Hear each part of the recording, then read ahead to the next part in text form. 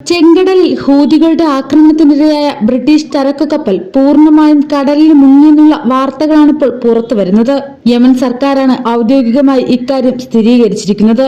കപ്പലിലുണ്ടായിരുന്ന 22,000 metric ton രാസവളവും കപ്പലിലെ ഇന്ധനവും ജലജീവികൾക്കുൾപ്പെടെ വലിയ പാരിസ്ഥിതിക പ്രശ്നങ്ങളും ദുരന്തവുമാണ് കടലിൽ സൃഷ്ടിക്കാൻ പോകുന്നതെന്ന മുന്നറിയിപ്പും യമൻ സർക്കാർ നൽകിക്കഴിഞ്ഞു. സൗദിയിൽ നിന്നും രാസവളവുമായി ബൾഗേറിയയിലേക്ക് പോകുകയായിരുന്ന കപ്പലാണ് ആക്രമണത്തിന് ഇരയായത്. ആക്രമണത്തിൽ പുറം ഭിത്തി തകർന്ന കപ്പലിൽ 2 ആഴ്ച കൊണ്ടാണ് വെള്ളം കയറി പൂർണ്ണമായി മുങ്ങിയത്. ആക്രമണമുണ്ടായ ഉടൻ ജീവനക്കാർ കപ്പൽ ഉപേക്ഷിച്ച് രക്ഷപ്പെടുകയായിരുന്നു. ഫെബ്രുവരി 18-നായിരുന്നു ആക്രമണം. അന്നു മുതൽ ഈ വഴിയുള്ള ഭൂരിഭാഗം കപ്പലുകളും ആഫ്രിക്ക ചുറ്റിയാണ് യൂറോപ്പിലേക്ക് സർവീസ് നടത്തുന്നത്. ആക്രമണത്തെ തുടർന്ന് ബ്രിട്ടീഷ് സർക്കാർ അടിയന്തരമായി ഇടപെട്ട് കപ്പലിലുണ്ടായിരുന്ന 24 ജീവനക്കാരെയും വിമാനമാർഗം രക്ഷപ്പെടുത്തിയിരുന്നു. കപ്പൽ കെട്ടിവലിച്ച് അടുത്തുള്ള തുറമുഖത്തേക്ക് അടുപ്പിക്കാൻ ആലോചിച്ചെങ്കിലും സുരക്ഷാ ഭീഷണിയുടെ പശ്ചാത്തലത്തിൽ പദ്ധതി ഉപേക്ഷിക്കുകയായിരുന്നു. കപ്പൽ മുങ്ങിയ വിവരം ബ്രിട്ടീഷ് സർക്കാരും സ്ഥിരീകരിച്ചിട്ടുണ്ട്.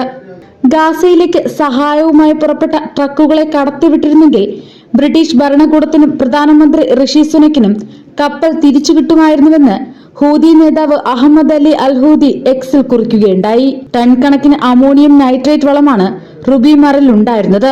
കപ്പൽ കടലിൽ മുങ്ങിയത് വൻ പാരിസ്ഥിതിക ദുരന്തത്തിനിടയാക്കുമെന്ന ആശങ്ക ഉയരുന്നുണ്ട്. ആശങ്ക പരസ്യമാക്കി യമൻ പ്രധാനമന്ത്രി അഹമ്മദ് അവദ് ബിൻ മുബാറക് ഉൾപ്പെടെയുള്ള മേഖലയിലെ നേതാക്കളും രംഗത്തെത്തിയിട്ടുണ്ട്. കഴിഞ്ഞ ദിവസം രാത്രിയിലെ ശക്തമായ കാറ്റും കടലിലെ കാലാവസ്ഥയുമെല്ലാം കൂടി അപകടവേഗം കൂട്ടിയെന്നാണ് അഹമ്മദ് അവദ് പറഞ്ഞത്. അമോണിയം നൈട്രേറ്റിന്റെ ചോർച്ച സമുദ്ര ആവാസ വ്യവസ്ഥയിൽ വലിയ പ്രത്യാഘാതം സൃഷ്ടിക്കുമെന്നാണ് ഗ്രീൻ പീസ് പറയുന്നത്. പവിഴപ്പുറ്റുകളും കണ്ടൽ വൃക്ഷങ്ങളും വൈവിധ്യമാർന്ന സമുദ്രജീവികളും കൊണ്ട് സമ്പന്നമാണ് ചെങ്കടലെന്നതും ദുരന്ത സാധ്യത കൂട്ടും. US സൈന്യത്തിന് കീഴിലുള്ള സെൻട്രൽ കമാൻഡ് വെള്ളത്തിൽ മുങ്ങിത്താഴുന്ന കപ്പലിന്റെ ദൃശ്യങ്ങൾ പുറത്തുവിട്ടിട്ടുണ്ട്. 21 metric ton ammonium phosphate sulphate വളമാണ് കപ്പലിലുള്ളതെന്നാണ് സെൻകോം പറയുന്നത്. ചെങ്കടലിൽ ഇത് വലിയ പാരിസ്ഥിതിക ഭീഷണിയായി മാറും.